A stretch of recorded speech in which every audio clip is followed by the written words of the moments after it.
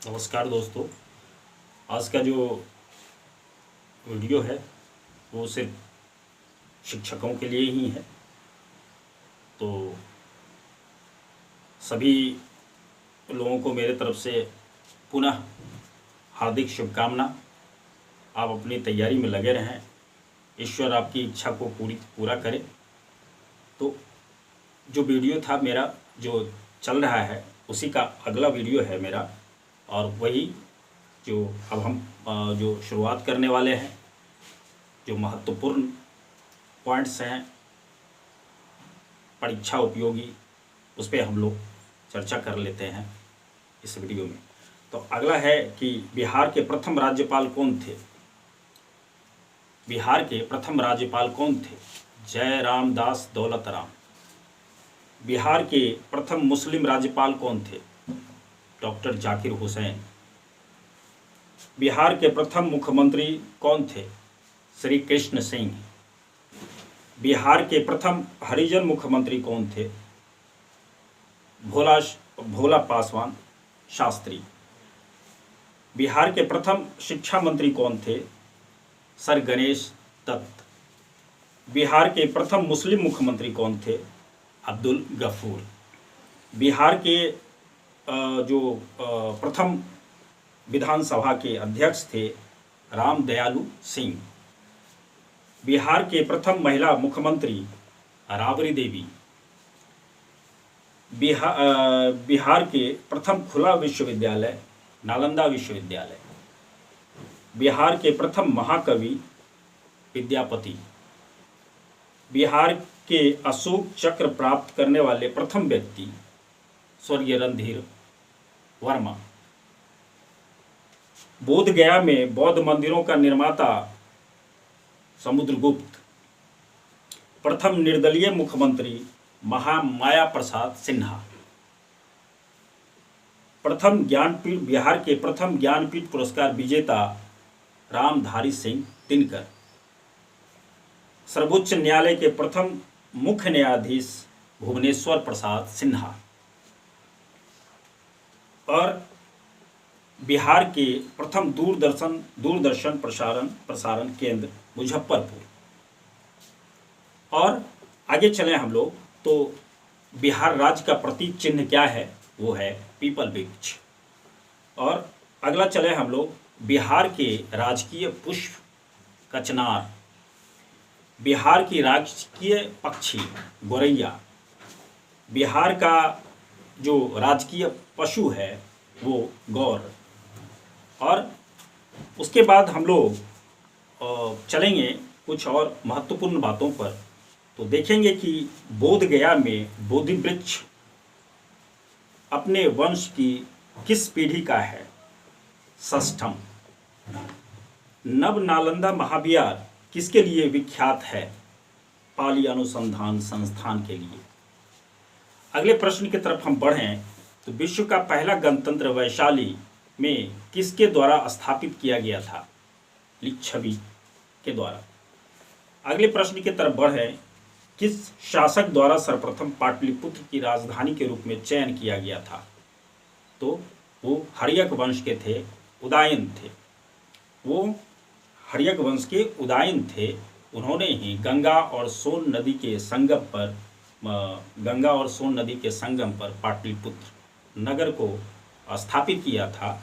और बाद में उन्होंने क्या किया कि राजगृह से पटना राजधानी भी स्थानांतरित किया था। महावीर स्वामी मृत्यु निम्नलिखित में से किस नगर में हुई थी? पावापुरी में। अगले प्रश्न की तरफ बढ़े हम लोग, निम्नलिखित में से किस नगर में जापानियों ने विश्व शांति स्तूप का निर्माण कराया था? बोध गया। अगले प्रश्न की तरफ हम बढ़ें तो अकबर ने बिहार एवं बंगाल को मुगल साम्राज्य में कब मिलाया था? 1576 ईस्वी में। अगले प्रश्न की तरफ बढ़ें हम, शेर शाह सूरी के पिता हसन सूर का मकबरा कहाँ निर्मित है जो सूखा मकबरा के नाम से जाना जाता है? रोहतासगढ़। अगले प्रश्न की तरफ हम बढ़ें तो किस मुगल शासक ने सर्वप्रथम बिहार को अपने साम्राज्य में मिलाया था?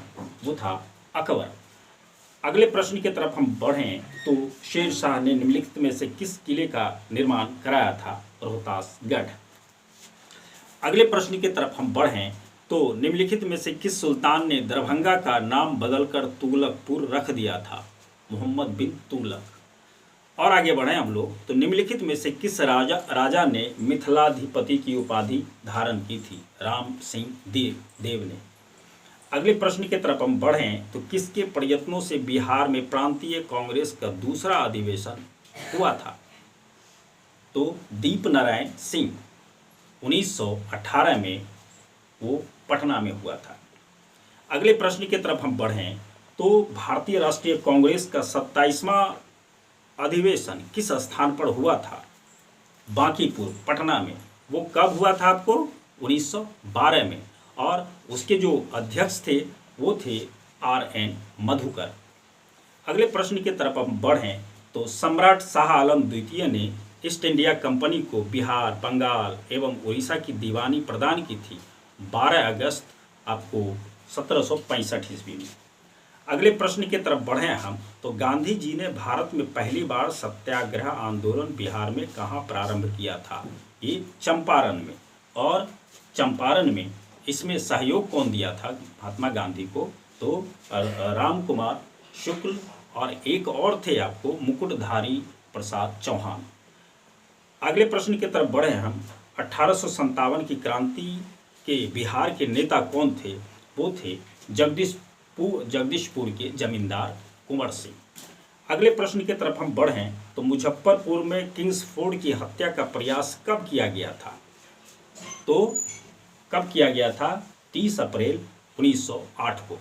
हुआ था क्या कि जैसा कि किंग्सफोर्ड जो थे वो एक बदनाम जो जज थे और वो क्रांतिकारियों को मानित करते थे और प्रताड़ित बेवजह दंड दे दिया करता था। और उसको जो है अंग्रेज सरकार ने यहाँ मुजफ्फरपुर में सेशन जज के रूप में भेजा। तो क्रांतिकारियों के बीच में जो ये रोष था, आक्रोश था, उसी के कारण खुदीराम बोस और प्रफुल्ल चाकी को वो मुजफ्फरपुर भेजा गया उसकी हत्या करने के लिए। तो परिणाम क्या हुआ? वो यूरोपियन क्लब से निकल रहे थे बग्घी में सवार होकर के और वो 30 अप्रैल था, 30 अप्रैल 1908 को जब वो निकले वो तो खुदीराम बोस ने बम से फेंका जिसमें वो बच गए। उसके जब बग्घी में वो नहीं थे उसके जगह पे 2 महिलाओं की मौत हो गई। और अंततः क्या हुआ कि खुदीराम बोस को मात्र 18 वर्ष की अवस्था में 11 अगस्त 1908 को फांसी दे दिया गया था। अगले प्रश्न की तरफ हम बढ़ें। बिरसा मुंडा का कार्य क्षेत्र कौन सा है? वो है रांची, खूंटी रांची। वो रांची अभी रांची झारखंड में है, एक समय बिहार में था और बिहार बंगाल प्रेसिडेंसी के अधीन था। तो वो जो बिरसा मुंडा थे, जनजातियों में जो आक्रोश था वो मुंडा विद्रोह हुआ करता था। जो बिरसा मुंडा आंदोलन उसको उलगुलान भी कहा जाता था और इसको बिरसा मुंडा को धरती बाबा की भी उपाधि दी गई थी। इसके जो गुरु थे आनंद पांडे थे। तो जो पांडे था वो आज का पांडे नहीं है, जो कि सवर्ण जाति में आती है। वो जो जनजाति क्षेत्र में है खाड़ वो SC में आते हैं, वही उनके जो गुरु थे आनंद पांडे। तो दोस्तों, और इसकी जो बिरसा मुंडा की जो मृत्यु हुई थी उसी में जो विद्रोह हुआ था 1900 में, उसी में इनकी मृत्यु भी हो गई थी। तो ये विद्रोह रांची में हुआ था। तो दोस्तों, आज के वीडियो में बस इतना ही। नेक्स्ट वीडियो में पुनः मैं इस प्रकार का वीडियो लेकर के आऊँगा। तब तक के लिए धन्यवाद।